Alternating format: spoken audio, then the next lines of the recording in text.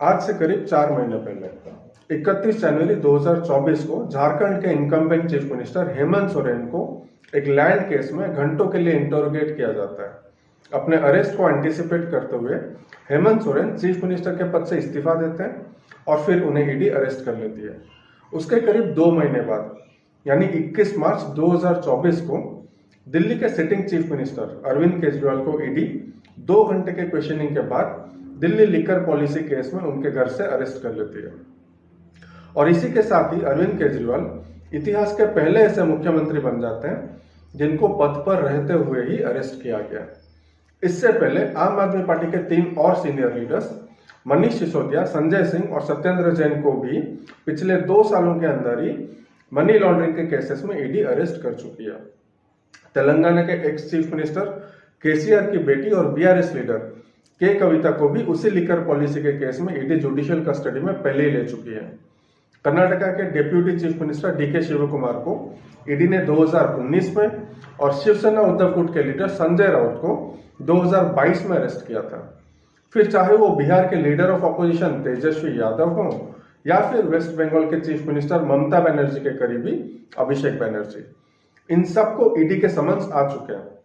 लेकिन क्या आपको पता है कि इन सारे केसेस में कॉमन क्या है? कॉमन है पीएमएलए यानी prevention of money laundering act.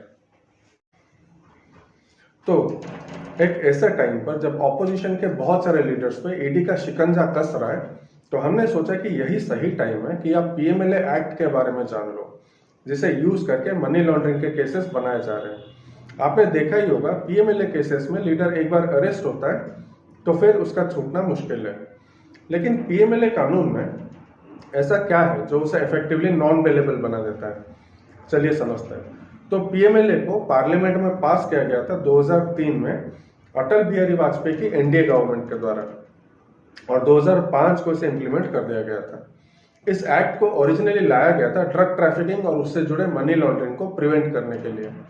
1988 में यूनाइटेड नेशंस ने इस पर संज्ञान लिया था और इंटरनेशनल ड्रग ट्रैफिकिंग और उससे जुड़े ब्लैक मनी को वर्ल्ड इकोनॉमी पर एक खतरा बताया था।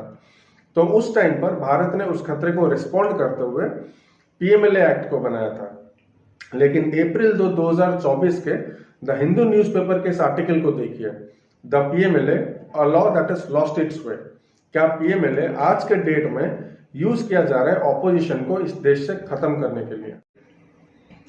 पीएमएलए को इफेक्टिवली नॉन बेलेबल बनाते हैं उसके 2 ट्विन कंडीशंस, जिनका जिक्र हुआ है पीएमएलए के सेक्शन 45(1) में। तो क्या कहते हैं ये ट्विन कंडीशंस?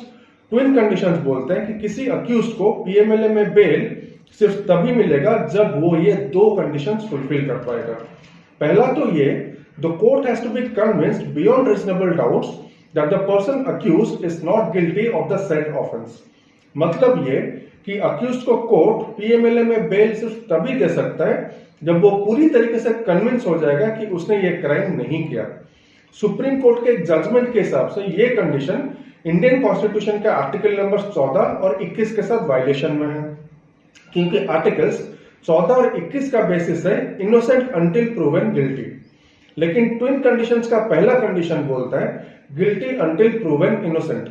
इस कानून को जानबूझकर स्ट्रिक्ट रखा गया था ताकि ड्रग ट्रैफिकिंग से पैसा बनाने वालों को इजीली बेल ना मिल सके। और दूसरा कंडीशन यह था कि कोर्ट को कन्विंस होना पड़ेगा कि बेल पे बाहर रहने के दौरान अक्यूज उन क्राइम्स में इन्वॉल्व नहीं होगा जिनके रिगार्डिंग फिलहाल उस पर केस चल रहा है। ये दोनों ही कंडीशंस काफी स्ट्रिक्ट थे, काफी हद तक हमारे कॉन्स्टिट्यूशन के स्पिरिट का अगेंस्ट भी थे। हमारे जुडिशियरी का मोटो हमेशा रहता है bail should be the rule and jail should be the exception. लेकिन पीएमएलए का सेक्शन 45 कहता है jail should be the rule and bail should be the exception. लेकिन अगर देश को drug trafficking, illegal arms smuggling और टेररिज्म जैसे सीरियस क्राइम से लड़ना था तो शायद पीएमएलए को उतना स्ट्रिक्ट बनाना वक्त की जरूरत भी थी। वरना वो लोग जो इन सारी चीजों से जमा किया गया पैसा, जिसको हवाला मनी भी बोलते हैं, उसको इलीगल तरीके से व्हाइट में कन्वर्ट करते और किसी भी इकोनॉमी के लिए खतरा पैदा कर सकते थे। एक पैरेलल इकोनॉमी चला सकते थे जो देश के लिए बहुत खतरनाक होता है। तो इतना स्ट्रिक्ट कानून जो ड्रग ट्रैफिकर्स, आर्म्स स्मगलर्स और टेररिस्ट जैसे लोगों से निपटने के लिए काम आता था, वो आज के डेट में इतना इजीली पॉलिटिकल लीडर्स पे कैसे लग जा रहा है? इसको समझने के लिए हमें इस लॉ में किए गए 2018 के अमेंडमेंट को समझना होगा। तो 2018 में नरेंद्र मोदी की एनडीए गवर्नमेंट पीएमएलए में एक अमेंडमेंट लेके आती है। ये अमेंडमेंट सेक्शन 45(1) का एक टर्म जो कि था स्केड्यूल्ड ऑफेंसेस, उसको रिप्लेस कर देती है with the term offences under the PMLA. Section 45 के इस टर्म को चेंज करने के बाद पूरे लॉ का पर्पस ही बदल जाता है।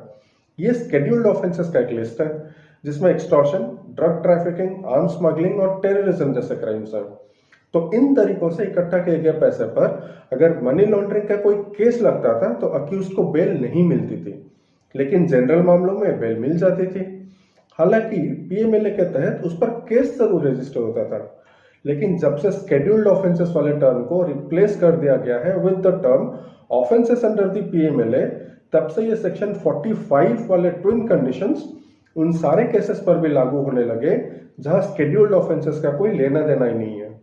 मनी लॉन्ड्रिंग के किसी भी जनरल केस में भी अब बेल मिलना लगभग नामुमकिन बन चुका है।